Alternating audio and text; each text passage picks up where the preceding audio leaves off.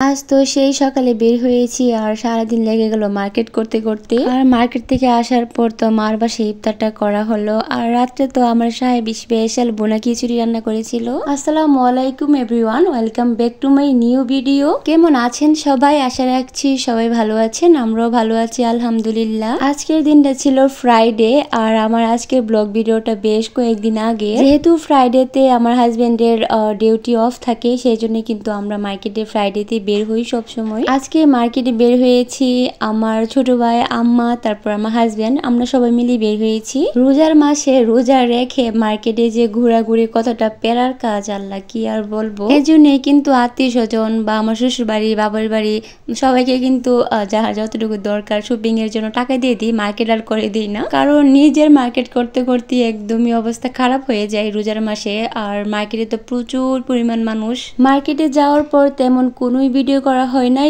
Just একটু একটু আমি ভিডিও করেছিলাম আর কি। কারণ মানুষের ধাক্কাধাক্কি আর মাথা একদমই গরম হয়ে গিয়েছে। আর ড্রেসই তো চয়েস দিতেছিল না। আমার ড্রেস কিন্তু এমনিতে একটু সময় লাগে মার্কেট করতে, না এখন একটু সময়টা কমই নেই, তবে আগে প্রচুর সময় লাগতো। 2 দিন 3 দিন ঘোরার পর 4 দিনের মাথায় মানে আমি ড্রেস কিনতাম। তবে আমার কাছে মনে হইতেছে যে এবছর একদিন গিয়ে একদিনে আমি আমার ঈদের ড্রেসটা যে কিনতে পারছি আলহামদুলিল্লাহ। বিশ্বাস করেন সেই সকালে বের হয়েছি আর আস্তে আস্তে একদমই ইফতারের একটু আগ মুহূর্তে বাসায় আসছিলাম। গত বছরের মতো তেমন কিছু কেনা হয় নাই। গত বছর অনেক শপিং করা হয়েছিল, কসমেটিক্স তারপর ড্রেস তো 3-4টা কেনা হয়েছিল, কিন্তু এই বছর খুবই সীমিত আকারে কেনা হয়েছে। কারণ প্রচুর যে মার্কেটে, আর আমার একটু শারীরিকভাবে অসুস্থ হয়ে জন্য মার্কেটে গিয়ে যে ঘোরাঘুরি ওইরকম সুখ দিতে পারছিলাম না। বাসায় আসার পর এই টুকটাক কি কিনলাম দেখতেছিলাম। প্রথমে 2টা গেঞ্জি, তারপর একটা নামাজের হিজাব বলতে পারেন, এগুলা বাসায় প্রয়োজনীয় ছিল, এই জন্য কিনে নিয়ে আসলাম। আর এই তো অনেক দোকান ঘোরাঘুরি করার পর আমি এলুরা থেকে ড্রেস নিয়ে আসছি, ব্রাউনবাড়ি এলুরা থেকে। আমার ড্রেসটা টেলার্স এর কাছে দিয়ে আসছি। আর এটা ছিল বিপুলের একটা ড্রেস। আমার জামার ডিজাইনটা ক্যাটালগের মতো সেম। আর এই তো ওড়নাটা তো আর সেলাই কিছু নেই, সেই জন্য ওড়নাটা নিয়ে আসলাম। আর জামাটা তো টেলার্স এর কাছে, আনলে দেখাবো অবশ্যই। ক্যাটালগের মধ্যে তো জামার কালারটা সাদা, তবে এই জামার মধ্যে সাদা কোনো কালারই ছিল না। আর আমার তো সাদা ড্রেস আছে। আমি এই প্রথম এরকম কালার ড্রেস ঈদের মধ্যে পরতেছি।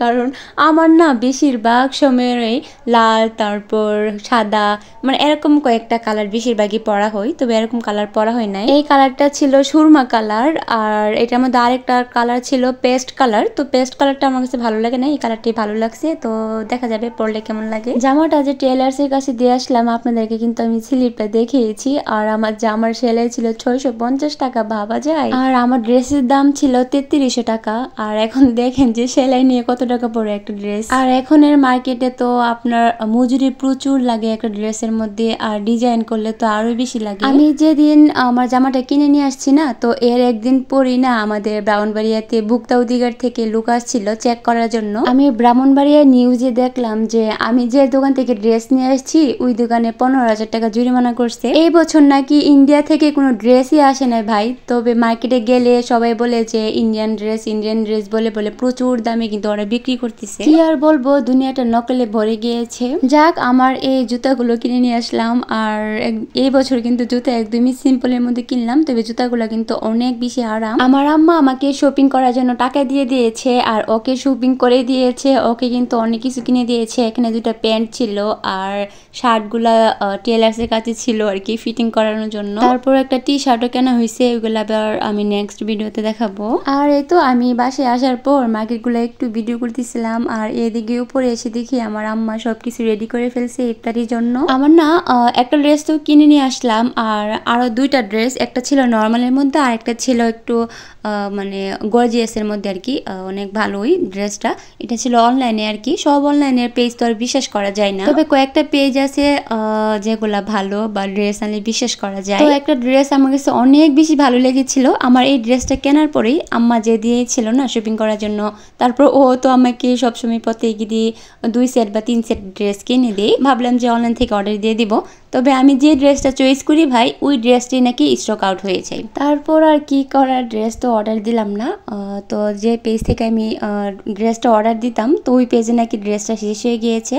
ওরা বলতেছিল যে ঈদের পরে নাকি আবার স্টক করবে, তো তখন আবার অর্ডার দিব আর কি। আর এই বছর ঈদে আমরা কোথাও বেড়াইতেও যাবো না, যে ড্রেস বেশি দরকার। ঈদের পরও যদি আমি অর্ডার দিই কোনো সমস্যা নেই, ড্রেস তো সারা বছরই লাগে। ইফতার করার পর ওই দিন কিন্তু আমার বাসায় থাকা হয়েছিল, সেহেরি আমার বাসায় করা হয়েছিল। আর এই ভিডিওটা ছিল আবার 2 দিন পরের।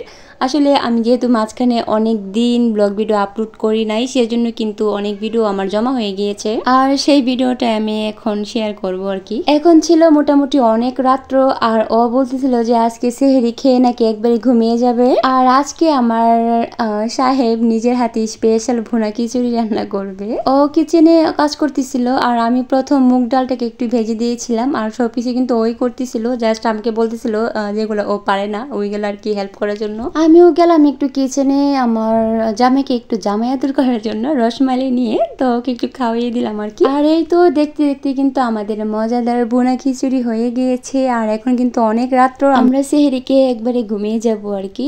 আর আজকে ভুনা খিচুড়ির সাথে এখানে আলু ভেঙে তারপর ডিম ভুনা করেছিল আর কি। আর ভুনা খিচুড়িটা দেখতে যেমন হয়েছে সুন্দর, তেমন খেতেও কিন্তু ভীষণ মজা হয়েছিল। আমরা খেতে থাকি আর সবার কাছ থেকে বিদায়টা নিয়ে নিই। আর ভুনা খিচুড়িটা দেখতে কেমন হয়েছে অবশ্যই কমেন্ট করে জানাবেন। আর হ্যাঁ একটু যারা এখনো লাইক দেন নাই একটা লাইক দিয়ে দিন। সবাই অনেক বেশি ভালো থাকবেন, আর নিজেকে ভালো রাখার দায়িত্ব কিন্তু নিজেরই। সো আজকের মতো এখানে আল্লাহ হাফেজ, সবাই অনেক ভালো থাকবেন। আসসালামু আলাইকুম, আমার জন্য দোয়া করবেন।